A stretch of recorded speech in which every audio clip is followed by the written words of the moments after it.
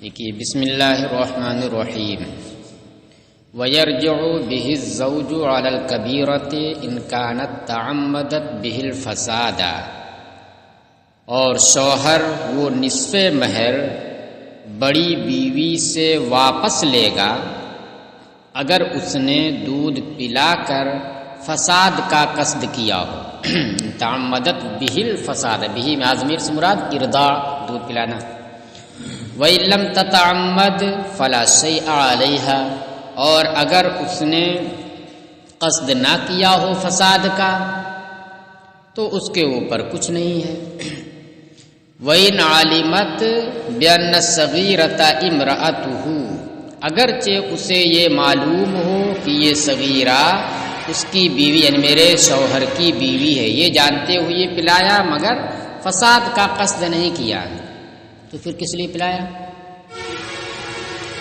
بھئی پیاسی تھی، وہ بھوکی تھی، وہ اس کو رو رہی تھی تو اس لیے اس کو پلا دیا۔ دیکھیے کل کے سبق میں یہ آپ کو بتایا گیا تھا کہ کسی شخص کی دو بیویاں ہیں، ایک کبیرہ ہے اور ایک صغیرہ شیر خوار ہے۔ صغیرہ کا مطلب شیر خوار ہے۔ دونوں بیویاں اس کی زوجیت میں جمع ہیں۔ اب کبیرہ نے جسے دودھ اترا تھا اس نے صغیرہ کو یعنی اپنی چھوٹی سوکن کو دودھ پلا دیا، تو اب ان دونوں میں حرمت رضاعت ثابت ہو گئی۔ دونوں کیا ہو گئی رشتے میں؟ ماں اور بیٹی، اور دونوں اس کے نکاح میں جمع ہیں۔ تو ماں اور بیٹی نسب کے اعتبار سے ایک نکاح میں جمع کرنا حرام ہے، جائز نہیں۔ اسی طریقے سے رضاعت کے اعتبار سے بھی ہے۔ تو اس لیے جیسی ہی جمع ہونا پایا گیا ویسی فرقت ہو جائے گی، نکاح ختم ہو جائے گا وہیں پر۔ اب اس کے بعد یہ آیا بھئی مہر کا بھی مسئلہ آئے گا، مہر بھی مقرر ہوا ہوگا۔ صغیرہ جو شیر خوار ہے اس سے وطء کا تو امکان ہی نہیں ہے، غیر مدخول بہا ہے وہ۔ ہاں کبیرہ میں امکان ہے کہ ہو سکتا ہے کہ یہ مدخول بہا رہی ہو، اور یہ بھی ہو سکتا ہے کہ مدخول بہا نہ رہی ہو۔ اگر مدخول بہا یہ رہی ہے جس نے دودھ پلایا تو پورا مہر اسے دے گا یہ، کیونکہ دخول سے مہر موقت ہو گیا، اب وہ ساقط نہیں ہو سکتا ہے۔ اور اگر غیر مدخول بہا رہی ہے تو نصف مہر سقوط کی کگار پر رہتا ہے۔ تو اس کی جانب سے جب دودھ پلانا پایا گیا، سبب پایا گیا دودھ پلانا جس سے فساد ہو جائے، نکاح ختم ہو جائے، تو اس کی وجہ سے وہ نصف مہر ساقط ہو جائے گا۔ جیسے کہ بیوی ہے اس سے ابھی دخول نہیں کیا ہے، نصف مہر کگار پر ہے سقوط کے، اس نے کیا کیا کہ اپنے شوہر کے بیٹے کو بوسہ دے دیا، بوسہ دے دیا تو حرمت مصاہرت ثابت ہو گئی۔ اس کا بیٹا اور یہ اس کی یہ ان دونوں میں ہو گئی، تو نکاح اس کا ختم ہو جائے گا۔ کیا ہو جائے گا؟ اس کا نکاح ختم ہو جائے گا۔ تو اب یہ نکاح جو ختم ہوا اس کی وجہ سے، کیونکہ اسی کی جانب سے نکاح ختم ہوا ہے، اس وجہ سے نصف مہر جو اسے ملتا سادھارن روپ میں طلاق دینے کی صورت میں، یعنی عام حالات میں طلاق دینے کی وجہ سے جو نصف مہر ملتا وہ اب نصف مہر چونکہ اس کی جانب سے فرقت ہو رہی ہے اس لیے وہ ساقط ہو جائے گا۔ ہاں رہی بات صغیرہ، تو صغیرہ کا نصف مہر ساقط نہیں ہوگا، وہ تو دینا پڑے گا اسے۔ اب اس میں یہ بات آئی کہ یہ اپنی جانب سے دے گا ہی، لیکن اب یہاں آگے دیکھا جائے گا کہ چونکہ فرقت کا سبب کون بنی ہے؟ یہ کبیرہ بنی ہے، تو اب دیکھا جائے گا کہ اس نے فساد کا قصد کیا ہے، قصدن پلایا ہے، یہ سمجھ کر کے، یہ قصد کرتے ہوئے کہ اس کے نکاح سے ختم ہو جائے یہ، یا ایسا قصد نہیں کیا ہے۔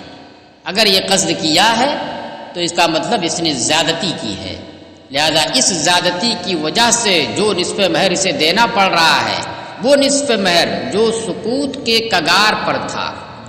اب آپ کہیں کہ کیسے سقوط کے کگار پر تھا؟ وہ اس طریقے سے کہ آج تو ہے شیر خوار، لیکن ہو سکتا ہے کہ آگے چل کر کے بڑی ہوتی، قابل جمع ہوتی، اور وہ اس کے بیٹے کو قابو دے دیتی اپنے اوپر، تو اس کی وجہ سے نکاح ختم ہو جاتا اور وہ نصف مہر اس کی جانب سے فرقت ہونے کی وجہ سے وہ بھی ساقط ہو جاتا۔ تو جو سقوط کی کگار پر تھا اس کو کیا کر دیا اس نے؟ دینا پڑ رہا ہے اسے۔ تو اب اس دینا جو پڑ رہا ہے تو اس میں دخل کس کا ہے؟ پورے طور سے بڑی بیوی کا ہے۔ پورے طور سے اس وقت کہا جائے گا جب اس نے فساد کا قصد بھی کیا ہو، تب زیادتی مانی جائے گی۔ لہذا اسے نصف مہر تو دے گا ہی، لیکن یہ جو دینا پڑ رہا ہے جو ساقط ہو سکتا تھا وہ اس کی زیادتی کی وجہ سے اس سے لے گا، اس کی بھرپائی کرے گا، واپس لے گا۔ اور اگر اس کی جانب سے زیادتی نہیں ہے، فساد کا قصد اس نے نہیں کیا ہے، تو اب ایسی صورت میں اس سے واپس نہیں لے گا، یہ اپنی جانب سے وہ نصف مہر دے دے گا۔ وہی کہہ رہے ہیں، کہہ رہا اور شوہر کبیرہ سے وہ نصف مہر جو صغیرہ کو دیا اس نے وہ واپس لے گا اگر اس نے دودھ پلا کر کے فساد کا قصد کیا تھا، وَإِن لَمْ تَتَعَمَّدْ، اور اگر فساد کا قصد نہیں کیا تھا، چاہے کچھ بھی قصد کیا ہو، فَلَا شَيْءَ عَلَيْهَا، تو اس کبیرہ کے اوپر کچھ نہیں دینا ہے۔ وَإِنْ عَلِمَتْ بِأَنَّ الصَّغِيرَةَ امْرَأَتُ، اگرچہ اسے یہ معلوم ہو کہ یہ صغیرہ اس کی بیوی، یعنی یہ معلوم ہونا کہ صغیرہ اس کی بیوی ہے، یہ کافی نہیں ہے زیادتی کے لیے۔ زیادتی کے لیے کیا چاہیے؟ اس کی جانب سے فساد کا قصد۔ چلیے، وعن محمد انہ یرجع فی الوجہین، امام محمد سے روایت ہے جو روایت نادرہ ہے، وہ یہ ہے کہ شوہر دونوں صورتوں میں، چاہے فساد کا قصد اس نے کیا ہو یا فساد کا قصد نہ کیا ہو، سبب تو بنا، سبب تو بنی وہ نا عورت، اس وجہ سے جب وہ سبب بنی اسی کی وجہ سے یہ مہر جو ساقط ہو سکتا تھا دینا پڑ رہا ہے، تو اس کے سبب بننے کی وجہ سے اس سے واپس لے گی، وہ لے گا دونوں صورتوں میں۔ والصحیح ظاہر الروایت، اور صحیح جو مفتابع ہے وہ ظاہر الروایہ ہے جو متن کے اندر ہے۔ یہ امام محمد سے رویہ جو عن محمد آیا یہ روایت ظاہرہ نہیں ہے، روایت نادرہ ہے۔ لأنها وإن أكدت ما كان على شرف السقوط وهو نصف المہر وذلك يجري مجرى الإتلاف لكنها مسببة فيه، کیوں آخر قصد نہ کرے تو نہیں دینا پڑے گا؟ کریں اس وجہ سے کیونکہ اگرچہ اس کبیرہ نے اس چیز کو جو سقوط کی کگار پر تھا، سقوط کے کنارے تھا، ساقط ہو سکتا تھا، اگرچہ اس نے دودھ پلا کر کے اسے مستحکم کر دیا ہے، اب وہ ساقط نہیں ہوا، اور وہ ہے کیا؟ وہ نصف مہر ہے۔ وَذَلِكَ يَجْرِي مَجْرَى الْإِتْلَافِ، اور یہ جو اس نے مستحکم کر دیا تو یہ مستحکم کرنا، اسے موقت کر دینا، اب ساقط نہ ہونا، یہ تلف کرنے کے قائم مقام ہے۔ زمان واجب ہونے میں تلف کرنے کے قائم مقام، جیسے کسی کا مال کوئی آپ تلف کر دیجئے تو زمان دینی پڑے گی، تو اسی طریقے سے جو مہر اسے نہ دینا پڑتا، اس بات کا امکان تھا، وہ سبب بن گئی اس بات کی کہ اب دینا ہی ہے، تو اس کا مطلب کیا ہوا کہ جو نہیں دینا پڑتا وہ دلا دیا اس نے، اس کی جیب سے نکلوا دیا، تو اب یہ کیا ہو گیا؟ یہ تلف کیا اس نے، کیا کیا؟ تلف کیا۔ تو جیسے تلف کرنے میں زمان ہے اسی طریقے سے یہاں پر بھی کیا ہے؟ زمان دینی پڑے گی اسے، یعنی نصف مہر واپس لے گا اس سے۔ اچھا ہاں، تو کہہ رہے وہ نصف المہر وذالک یجری مجرى الاتلاف، اور یہ تلف کرنے کے قائم مقام ہے۔ لکنھا مسببۃ فیہ، لیکن یہ کبیرہ اس کام کو کرنے والی نہیں ہے، اس کام کو کرنے والی نہیں بلکہ اس کام کا سبب بن رہی ہے، مسببہ سبب فراہم کرنے والی ہے۔ اس لیے جب یہ مسبب ہے، سبب فراہم کرنے والی ہے، مباشر نہیں ہے، اس کو کرنے والی نہیں ہے، یعنی اس کو مستحکم کرنے والی نہیں بلکہ اس کا سبب بننے والی، دودھ اس نے پلایا ہے نا، کہ نکاح فاسد کیا ہے؟ نکاح فاسد نہیں کیا ہے، دودھ پلایا اس نے، اور دودھ پلانا یہ اتفاق سے فساد نکاح کا سبب بن گیا ہے۔ ایسا نہیں کہ دودھ پلانا نکاح کو فاسد کرنے کے لیے ہوتا ہے، دودھ پلانا نکاح کو فاسد کرنے کے لیے تو وضع نہیں کیا گیا ہے، دودھ پلانا تو بھوک کو ختم کرنے کے لیے وضع کیا گیا ہے، بچے کی یا بچے کی پرورش کرنے کے لیے وضع کیا گیا ہے، تو اس نے اس لیے دودھ پلایا، اور اور جب اس نے دودھ پلایا تو وہ اس کا دودھ پلانا یہ سبب بن گیا فساد نکاح کا۔ فساد نکاح کا کام خود اس نے نہیں کیا ہے، فساد نکاح کا کام اس نے خود نہیں کیا، اس نے کیا کام کیا ہے؟ فساد نکاح کا اتفاقیہ سبب بن گیا وہ دودھ پلانا۔ تو اس لیے اس کا اعتبار نہیں کریں گے۔ کہہ رہے اما لأن الارضاع، یہ جو کہہ رہے لکنھا مسببۃ فی، لیکن یہ مباشر نہیں ہے، اس کام کو کرنے والی تلف کرنے والی نہیں ہے، بلکہ وہ اس میں مسبب ہے، سبب والی ہے، لہذا اس کے اوپر حکم نہیں لگے گا۔ یہ سبب والی کیسے؟ کہہ رہے اما لأن الارضاع لیس بافساد النکاح وضعا، یا تو اس وجہ سے یہ سبب والی ہے کیونکہ دودھ پلانا یہ نکاح کو فاسد کرنا نہیں ہے وضع کے اعتبار سے، یعنی دودھ پلانے کی وضع اس لیے نہیں ہوئی ہے کہ اس سے نکاح فاسد ہو، بلکہ کس لیے ہوئی ہے؟ اس سے نشو نما ہو، بچے کی شیرخوار کی پرورش ہو۔ وَإِنَّمَا يَثْبُتُ ذَلِكَ بِاتِّفَاقِ الْحَالِ، اور یہ چیز یعنی نکاح کا فساد یہاں اتفاقیہ ثابت ہو جا رہا ہے۔ حالت ایسی ہے کہ حالت کا اتفاق ایسا پڑ گیا ہے کہ حالت کے اتفاق سے یہ ثابت ہو جا رہا ہے نکاح کا فساد، ورنہ اس کی وجہ نکاح کے فساد کے لیے نہیں ہے۔ تو اس کا مطلب کیا ہوا؟ فساد نکاح کا یہ محض سبب بنی ہے، فساد نکاح کیا نہیں ہے اس نے کیا کیا ہے؟ دودھ پلایا ہے، اور دودھ پلانا فساد نکاح کرنا نہیں ہے، ہاں سبب بن گیا یہ، لہذا جب یہ سبب ہے تو سبب کے اوپر حکم نہیں لگے گا۔ یہ تو یہ بتا دیا کہ صرف یہ مسبب ہے، اس میں سبب والی مباشر نہیں ہے، تو اس لیے اس کی جانب سے ذاتی نہیں ہوئی، لہذا اس پر زمان نہیں ہوگی۔ او لأن فساد النکاح، یا ایک دوسری وجہ سن لیجئے کیسے وہ سبب بن رہی ہے سبب والی۔ او لأن فساد النکاح لیس بسبب لالزام المہر، یا اس وجہ سے کہ نکاح کا فساد یہ مہر کو لازم کرنے کا سبب نہیں ہے۔ نکاح کا جو فساد ہوا، یہ مان لیجیے نکاح اس نے فاسد کیا، نکاح اس نے فاسد کیا، لیکن نکاح کا فاسد ہونا یہ مہر کو لازم کرنے کا سبب نہیں ہے، بل ہوا سبب لسقوطہ، بلکہ وہ تو مہر کے ساقط ہونے کا سبب ہے۔ بھئی طلاق واقع ہو جائے تو مہر ساقط ہو سکتا ہے نا، مہر کے ساقط ہونے کا سبب ہے، تو پھر سوال یہ ہوتا ہے کہ مہر کے ساقط ہونے کا جب سبب ہے تو نصف مہر مستحکم کیسے ہو جا رہا ہے؟ یہاں تو ہم دیکھ رہے ہیں کہ اس کا نکاح کا فساد ہے، یہ نصف مہر کو مستحکم کر رہا ہے، اس کو لازم کر دے رہا ہے، جو کہ ختم بھی ہو سکتا تھا۔ تو ہم تو دیکھ رہے ہیں کہ فساد نکاح یہ مہر کو لازم کر رہا ہے، اور آپ کہہ رہے ہو کہ فساد نکاح یہ مہر کو لازم کرنے کے لیے نہیں بلکہ مہر کے سقوط کے لیے ہے، تو نصف مہر کہاں سے آ رہا ہے؟ کہہ رہے الا نہ، تو اسی سوال کا یہ جواب دے رہے ہیں، کہہ رہے الا ان نصف المہر، مگر یہ کہ نصف مہر یجب بطریق المتعۃ، یہ متعہ کے طریقے پر واجب ہوتا ہے، علی ما عرف، اس بنیاد پر جو آپ ما سبق میں باب المہر میں جان چکے ہیں، وہاں پر جانا جا چکا ہے۔ باب المہر میں آپ کو بتایا گیا تھا، یاد دلاتے ہیں آپ کو، کہ اگر دخول سے پہلے طلاق دے دی شوہر نے بیوی کو تو نصف مہر دیا جائے گا، نہ دیا جائے گا، نصف مہر دیا جائے گا۔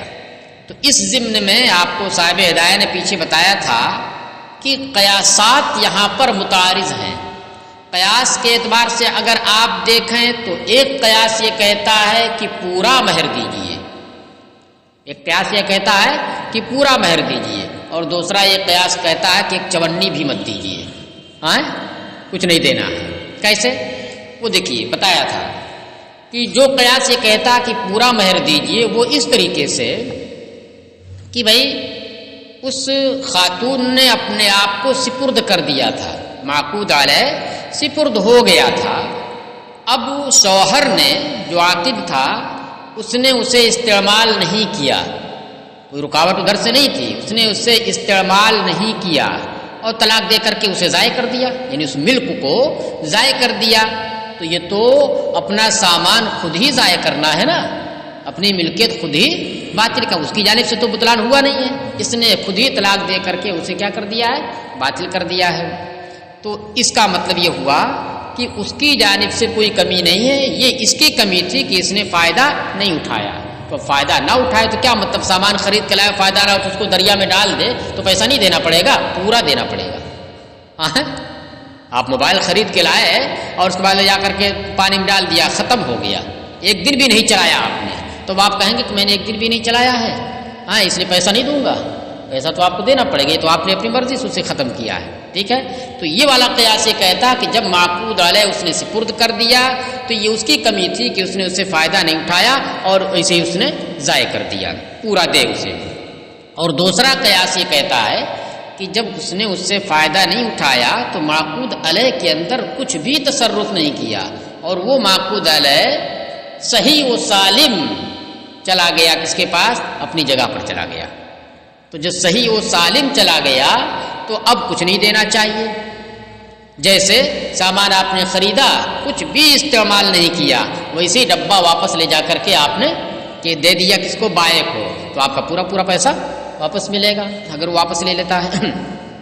تو دیکھیے ایک قیاس یہ کہتا ہے کہ کچھ بھی نہ دینا ہو، دوسرا ایک قیاس کہتا ہے کہ پورے کا پورا دینا ہو۔ تو اس کا مطلب جو نصف مہر کا وجوب ہے وہ قیاس کے مطابق نہیں ہے، لہذا ہم اب بھی کہیں گے کہ قیاس یہی کہتا ہے کہ کچھ بھی نہ دینا ہو، طلاق یہ سقوط مہر کا سبب ہے، الزام مہر کا سبب نہیں ہے۔ تو نصف مہر کہاں سے آیا؟ کہہ رہے نصف مہر یہ متعا کے طریقے پر ہے۔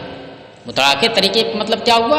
بھئی طلاق دے کر کے یا فرقت ہو کر کے اب وہ وحشت زدہ ہو گئی، تو اس کے وحشت کو دور کرنے کے لیے کیا ہے؟ متعا دیا جا رہا ہے۔ اور یہاں پر کیا، جب مہر مقرر ہو تو متعا کی جگہ پر یہی نصف مہر ہوتا ہے، تو نصف مہر اس متعا کی جگہ پر ہے، اور یہی صرف دینا بھی، اس کے لیے متعا الگ سے واجب بھی نہیں ہے۔ جہاں پر یہ بتایا تھا وہیں پر یہ بات بتائی تھی، کیا کہ متعا سب کے لیے مستحب ہے سوائے اس کے، جس کو نصف مہر دینا ہے اس کے لیے متعا نہیں ہے۔ ہمارے نزدیکی ہے نا، کیوں متعا نہیں؟ وہی یہ بتایا تھا کیونکہ جو نصف مہر دیا جا رہا یہ خود متعا کی قائم مقام ہے، متعا ہی کے لیے ہے، ورنہ قیاس تو یہ کہتا کہ کچھ بھی نہ دیا جائے۔ تو اس لیے وہ نصف مہر بطریق متعا ہے اور وہ نص سے ہے، اس کی وحشت کو دور کرنے کے لیے ہے، ورنہ دیکھا جائے تو طلاق ہونے کی وجہ سے، فساد نکاح ہونے کی وجہ سے مہر ساقط ہو جانا چاہیے۔ چلیے علی ما عرفا لیکن من شرط ہی ابطال النکاح ہے، لیکن اس کی شرط یعنی اس وجوب کی شرط نکاح کو باطل کرنا ہے، نکاح جب باطل ہوگا جب ہی یہ ہوگا۔ وَإِذَا كَانَتْ مُسَبِّبَةً، اور جب یہ مسببہ ہو گئی، سبب والی ہو گئی، کرنے والی نہیں ہوئی، نکاح کو باطل کرنے والی نہیں ہوئی، نکاح کو باطل کرنے کا جو سبب ہے وہ والی ہوئی، نکاح کو باطل کرنے کا جو سبب ہے وہ والی ہوئی ہے، سبب والی۔ یشترط فیہ التعدی، تو اس لیے صرف سبب اگر بن جائے تو اس سبب کے اوپر حکم نہیں لگے گا جب تک کہ زیادتی نہ اس کی جانب سے پائی جائے۔ یشترط فیہ التعدی، تو اور جب یہ مسببہ ہے، سبب والی ہے، تو اس میں تعدی یعنی زیادتی کی شرط لگائی جائے گی۔ کحفر البیر، جیسے کہ کنواں کھودنا۔ کنواں کھودنا، آپ نے کنواں کھود دیا تو آپ کا کنواں کھودنا یہ سبب ہے کس کام کا؟ کسی کے اس میں گرنے کا۔ کوئی اگر گر گیا تو سبب کون بنا؟ آپ بنے جس نے کنواں کھودا، لیکن آپ نے گرایا نہیں اسے، آپ مباشر سقوط نہیں ہیں اس کے گرنے کے، آپ گرنے کا عمل کرنے والے نہیں ہیں، گرا تو وہ خود ہے، آپ جو ہے سبب بنے، نہ کنواں کھودے ہوتے، نہ وہ گرتا، نہ رہتا بانس، نہ بجتی بانسری۔ تو اب کنواں آپ نے کھود دیا تو کنواں کھودنے والا کسی شخص کے اس کنویں میں گرنے کا سبب ہے، مباشر نہیں ہے۔ مباشر تو وہ جو پکڑ کر کے اسی کنویں میں ڈال دے۔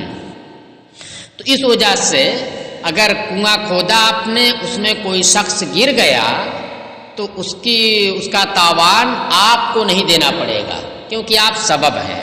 ہاں آپ کو اس وقت دینا پڑے گا جب آپ نے تعدی کی ہو، مثلا آپ نے کنواں کہاں کھود دیا؟ شاہراہ پر، لوگوں کا جو عام راستہ تھا اس پر آپ نے کنواں کھود دیا، تو یہ زیادتی آپ کی وجہ سے ہوئی، تو سبب پایا گیا اور آپ کی جانب سے زیادتی پائی گئی، آپ نے کھودا اسی جگہ جہاں پر لوگ گر سکتے ہیں، اس وجہ سے تعدی اس میں شرط ہے حکم لگانے کے لیے۔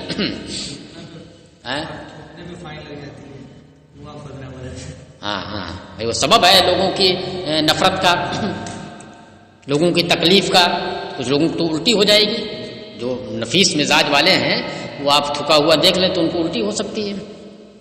چلیے، اور اگر آپ نے وہی اپنے زمین میں یہ کنواں کھودا ہے تو زیادتی تو آپ نے کی نہیں ہے، اب اگر کوئی گر گیا تو محض آپ سبب رہ گئے، زیادتی آپ کی جانب سے نہیں پائے گی۔ تو اسی طریقے سے یہاں پر بھی کہ بطلان نکاح یہ شرط ہے کس کی؟ بطریق متعا نصف مہر واجب ہونے کے لیے، تو اب اس کا سبب اگر صرف بنی وہ خاتون، وہ عورت ہے، تو اس سے وہ زیادتی وصول، وہ نصف مہر وصول نہیں کیا جائے گا۔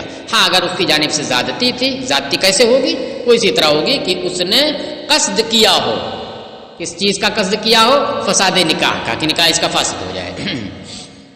چلیے، ثم انما تکون متعدیۃ اذا علمت بالنکاح وقصدت بالارضاء الفساد، پھر وہ کبیرہ زیادتی کرنے والی اس وقت ہوگی جب اسے نکاح کا علم ہو اور دودھ پلا کر کے فساد کا اس نے قصد کیا ہو۔ بھئی فساد کا قصد اسی وقت کر سکتی ہے نا جب اسے معلوم ہو کہ اس کا نکاح اس سے ہوا ہے۔ اب نکاح کا علم ہی نہیں ہے تو کیسے وہ قصد کر سکتی ہے فساد کا؟ چلیے، اما اذا لم تعلم بالنکاح او علمت بالنکاح ولکنها قصدت دفع الجوع والهلاك من الصغیرۃ دون الافساد لا تكون متعدیۃ، لیکن جب اسے نکاح کا علم ہی نہ ہو، یا نکاح کا علم تو ہو البتہ اس نے بھوک اور ہلاکت کو صغیرہ سے دور کرنے کا قصد کیا ہو، کہ دیکھا کہ مطلب بھوکی ہے یہ، تو اس بھوک کو دور کرنے کے لیے اس نے دودھ پلا دیا، یہ مقصود تھا اس کا، افساد کا قصد اس نے نہیں کیا، تو یہ متعدیہ نہیں ہوگی، زیادتی کرنے والی نہیں ہوگی۔ لأنها مامورۃ بذالک، کیونکہ یہ کبیرہ ایسی صورتحال میں اسی کام کی معمور ہے، یعنی دودھ پلانے کی معمور ہے، کہ اگر اس نے دیکھا کہ کوئی بچہ بھوک سے تڑپ رہا ہے اور اس کی ہلاکت بھی ہو سکتی ہے، تو اب اس کے لیے شریعت کا یہ حکم ہے کہ اسے فوراً دودھ پلا دے، پانی کی ضرورت ہے تو اسے پانی پلا دے۔ تو اس نے تو شریعت کے حکم کے مطابق وہ کام کیا، اس کو آپ متعدیہ کیسے کہہ سکتے ہیں؟ ہاں متعدیہ اسی وقت کہہ سکتے ہیں جب کہ اس کا قصد اس سے کیا ہو؟ فساد نکاح ہو۔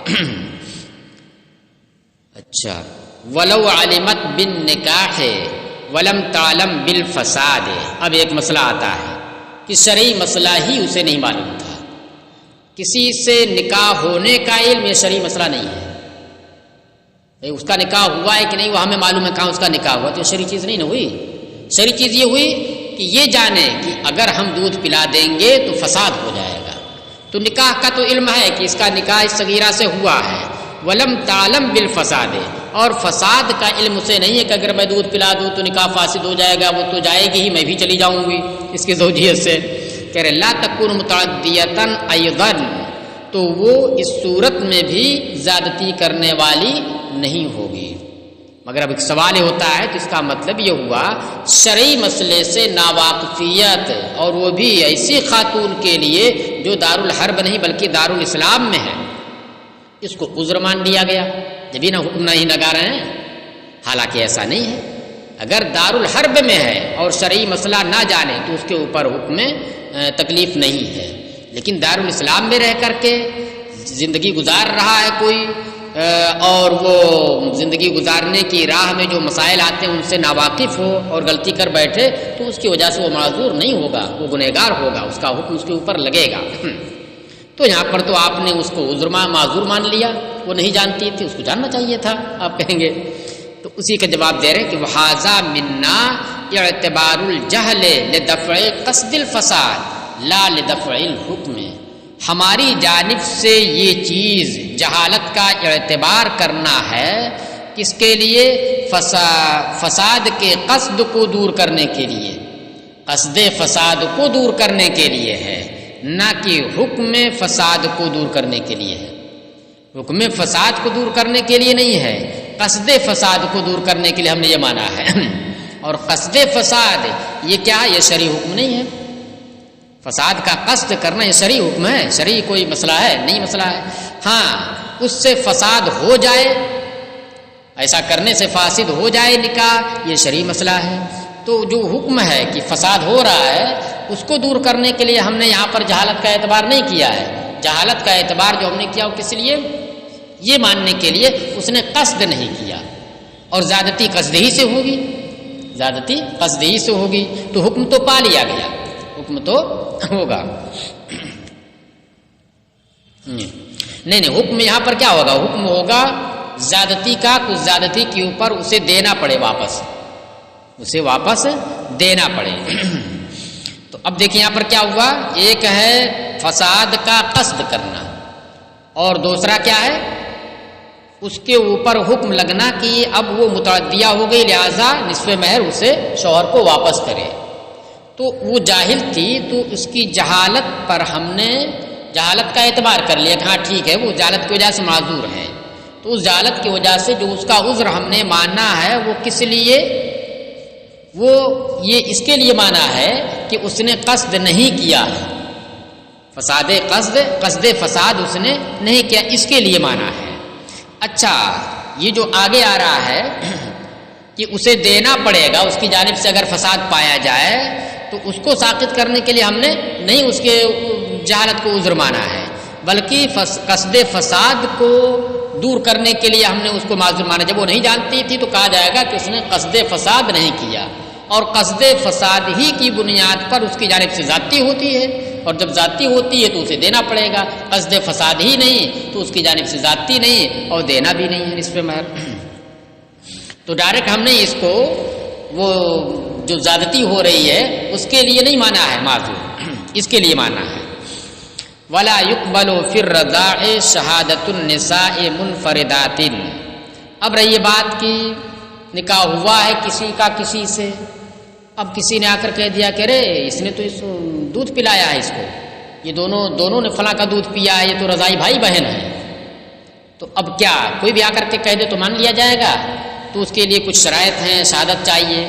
کہہ رہے کہ اور رضاعت میں محض عورتوں کی گواہی مقبول نہیں، منفردات تنہا عورتوں کی گواہی، چاہے جتنی عورتیں ہوں، جبکہ امام شافعی کے نزدیک یہ ہے کہ عورتوں ہی کی گواہی ہوگی، اور وہ بھی 4 عورتوں کی، 4 سے کم نہیں، عورتوں ہی کی ہوگی اور وہ 4 عورتوں کی ہوگی۔ اور ہمارے نزدیک کیا کہ عورتوں کی ہوگی ہی نہیں، چاہے جتنی ہوں۔ وَإِنَّمَا يَثْبُتُ محض عورتوں کی، وَإِنَّمَا يَثْبُتُ بِشَهَادَةِ رَجُلَيْنِ أَوْ رَجُلٍ وَامْرَأَتَيْنِ، یہ یعنی رضاعت ثابت ہوگی 2 مردوں کی گواہی سے یا 1 مرد اور 2 عورتوں کی گواہی سے۔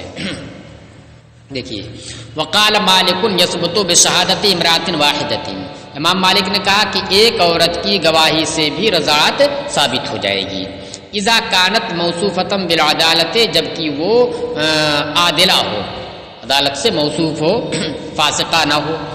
کیوں؟ لأن الحرمۃ، غور سے سنیے گا، لأن الحرمۃ حق من حقوق الشرع، اس کا نکاح اس سے حرام ہو جائے تو حرام ہو جانا یہ حقوق شرع میں سے، حقوق العباد میں سے نہیں ہے، حقوق شرع میں سے، کیونکہ یہ حرمت نکاح رضاعت کی وجہ سے یا نسب کی وجہ سے جو بھی ہے، یہ شرع کے حقوق میں سے ایک حق ہے کہ ایسا پایا گا تو شریعت روکتی ہے۔ فَيَثْبُتُ بِخَبَرِ الْوَاحِدِ، لہذا خبر واحد سے یہ چیز ثابت ہو جائے گی، یعنی حقوق شرع میں سے کوئی حق ہو تو وہ حق شرع خبر واحد سے بھی ثابت ہو جاتا ہے۔ تو جب یہ فساد نکاح، یہ حرمت رضاعت یہ حق شرع ہے تو ایک شخص کی گواہی سے، ایک ہی کی گواہی سے خبر واحد سے ثابت ہو جائے گی، بس یہ ہے کہ ضروری ہے کہ وہ عادل ہو۔ مثال دے رہے ہیں، کمن اشترى لحما، جیسے کہ وہ شخص جس نے گوشت خریدا، ایک شخص ہے اس نے گوشت خریدا کوئی، فاخبرہ واحد انہ ذبیحۃ المجوسی، تو ایک شخص نے اسے خبر دی، ایک ہی شخص نے اسے خبر دی کہ ارے یہ تو مجوسی کا ذبیحہ ہے۔ تو اب ایسی صورت میں چونکہ گوشت کا حرام ہونا، گوشت کے اندر حرمت کا ہونا یہ حق شرع ہے، لہذا ایک ہی شخص نے گواہی دے دی اور خبر دے دی کہ ارے یہ تو مجوسی کا ذبیحہ، یعنی اس کی حرمت کی گواہی دے دی گویا، مجوسی کا ذبیحہ کہہ کر کے اس نے کیا کہہ دیا کہ یہ حرام، یہ نہ کہا اس نے تو وہ حرمت ثابت ہو جائے گی، اور یہ ہمارے نزدیک بھی ہے، ہمارے نزدیک بھی یہ حرمت ثابت ہو جائے گی۔ ہاں البتہ یہ چیز یاد رکھیے گا، حرمت صرف ثابت ہوگی اس گوشت میں، ملکیت زائل نہیں ہوگی، ملکیت باقی رہے گی۔ شخص نے خریدا اور کسی نے بتا دیا کہ یہ مجوسی کا ذبیحہ ہے تو اس کا مطلب یعنی حرام گوشت ہے، تو حرمت تو ثابت ہو جائے گی ایک شخص کے کہنے سے، لیکن ملکیت اس کی زائل نہیں ہوگی، مالک رہے گا ہی اس گوشت کا۔ اب جو بھی کرے اسے اس کا پیسہ بھی نہیں روک سکتا ہے بائے کا، پیسہ اس کو اسے دینا پڑے گا، واپس بھی نہیں کر سکتا اسے کہ واپس کرے اسے، یہ اس کا مالک ہے یہ۔ نہیں ان کے نزدیک بھی زائل نہیں ہوگی، وہی ابھی دکھائیں گے فرق کہ یہاں پر دیکھیے کیا ہو جا رہا ہے، یہاں دو چیزیں ہیں، گوشت کا حرام ہونا اور ملکیت کا زائل ہونا، یہ دونوں چیزیں ایک ساتھ نہیں ہو رہی بلکہ الگ الگ ہو جا رہے ہیں۔ گوشت تو حرام ہو جا رہا ہے لیکن ملکیت زائل نہیں ہو رہی ہے، اور نکاح والے میں کیا ہو رہا ہے، دونوں ایک ساتھ ہو جا رہا ہے، وہاں الگ الگ نہیں کر سکتے کہ کیا نام ہے، حرمت تو ثابت ہو جائے لیکن شوہر کی ملکیت بضاعہ جو ہے وہ زائل نہ ہو، ایسا نہیں ہو سکتا ہے، حرمت کے ساتھ ساتھ اس کی ملکیت بضاعہ بھی جائے گی۔ تو ملک بضاعہ یہ کیا ہے، حقوق العباد میں سے ہے، یہ چیز حقوق العباد میں سے ہے، اور حرمت نکاح یہ کیا ہے، یہ حقوق اللہ میں سے ہے، حقوق الشرع میں سے ہے، تو اس لیے یہ چیز تو خبر واحد سے ثابت ہو سکتی ہے، لیکن چونکہ یہ چیز جب ثابت ہوگی تو جو حقوق العباد میں سے ہے ملکیت اس کی شوہر کی وہ بھی ظاہر ہو جا رہی ہے، جبکہ حقوق العباد میں سے کوئی حق ہو تو وہ ایک تنہا عورتوں کی گواہی سے وہ ثابت نہیں ہوتا ہے، یا خبر واحد سے وہ ثابت نہیں ہوتا ہے، بلکہ کیا چاہیے، دو مرد چاہیے یا ایک مرد اور دو عورتیں چاہیے۔ اور یہاں پر رہی بات گوشت والی جو آپ نے مثال دی ہے، تو وہاں پر کیا ہے، ملکیت جو حق عباد میں سے، حقوق العباد میں سے ہے وہ نہیں ظاہر ہو رہی ہے، ہاں حرمت صرف جو حلت تھی وہ ظاہر ہو جا رہی ہے اور حرمت ثابت ہو رہی ہے۔ وَلَنَا أَنَّ ثُبُوتَ الْحُرْمَةِ لَا يَقْبَلُ الْفَصْلَ عَنْ زَوَالِ الْمِلْكِ فِي بَابِ النِّكَاحِ، اور ہماری دلیل یہ ہے کہ حرمت کا ثابت ہونا یہ باب نکاح میں زوال ملک سے جدائی کو، الگ ہونے کو قبول نہیں کرتا ہے۔ حرمت کا ثبوت اگر ہوا کسی عورت سے تو نکاح بھی فوراً ختم ہو گیا، ملکیت بھی فوراً ختم ہو جائے گی، یہ نہیں ہوگا کہ حرام رہتے ہوئے اس کی مملوک بھی رہے، اس کی ملک رہے۔ اور یہاں پر کیا ہے، گوشت کے حرام ہوتے ہوئے بھی اس مسلمان کی ملک میں ہے۔ وَإِبْطَالُ الْمِلْكِ لَا يَثْبُتُ إِلَّا بِشَهَادَةِ رَجُلَيْنِ أَوْ رَجُلٍ وَامْرَأَتَيْنِ، اور ملکیت کو باطل کرنا یہ ثابت نہیں ہوتا ہے مگر دو مردوں یا ایک مرد اور دو عورتوں کی گواہی سے، بخلاف اللحم، برخلاف گوشت کے، لأن حرمت التناول ينفك عن زوال الملک، کیونکہ اس کے کھانے کی حرمت یہ ملکیت کے زوال سے الگ ہو جاتی ہے، کہ کھانے کی حرمت تو پالی جاتی ہے لیکن ملکیت کا زوال نہیں پایا جاتا ہے۔ زوال ملکیت اور حرمت تو پائی جا رہی ہے لیکن زوال ملکیت نہیں پائی جا رہی۔ ہاں زوال ملکیت بھی اگر ہوتی تو وہاں پر بھی ایک شخص کی گواہی نہیں کام کرتی، دو چاہیے کم سے کم۔ فَاعْتُبِرَ أَمْرًا دِينِيًّا، لہذا اسے اعتبرا مجہول ہے یہ، اور ذالکہ کی تعویل میں ہو کر کے اس سے مراد کون ہوگا، حرمت تناول، لہذا اسے یعنی اس کی حرمت، اس کا حرام ہونا گوشت کا، یہ کیا ہوا، یہ امر دینی مانا گیا، یہ امر دینی مانا گیا، اور یہ زوال ملک پایا ہی نہیں جا رہا وہاں پر، تو جب امر دینی صرف وہی ہے حرمت ہے تو ایک ہی شخص کی گواہی سے، ایک ہی شخص کی خبر سے وہ مان لی گئی۔ اللہ اعلم۔